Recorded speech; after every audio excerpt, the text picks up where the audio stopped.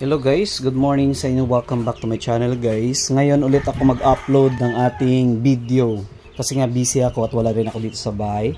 So check lang po natin yung ating mga incubator, itlog dito at mga bagong hatch na mga sisiw. Okay? So yun guys, meron po tayo rito bagong magpipisa na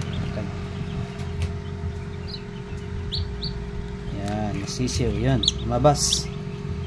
Yun, meron tayong bagong pisang sisiw rito.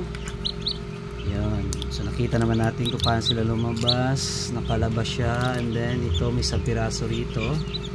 Okay, so yun, ito po yung mga bagong hatch natin. Tapos ito naman yung last week na nag-hatch ng mga sisiw. Okay, tapos ito pa yung incubate natin, at ito pa yung bagong harvest na itlog na incubate pa lang natin. Tapos ito na yung nauna natin na mga sisiw. Okay, so malalakas na po yung ating mga sisiw rito.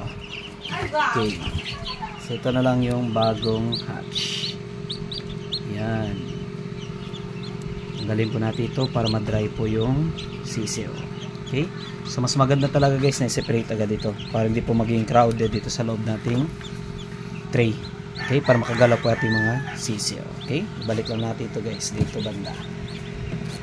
Yan, at syempre tatakpan natin. Yan, so dumadami na po yung ating sisiw rito.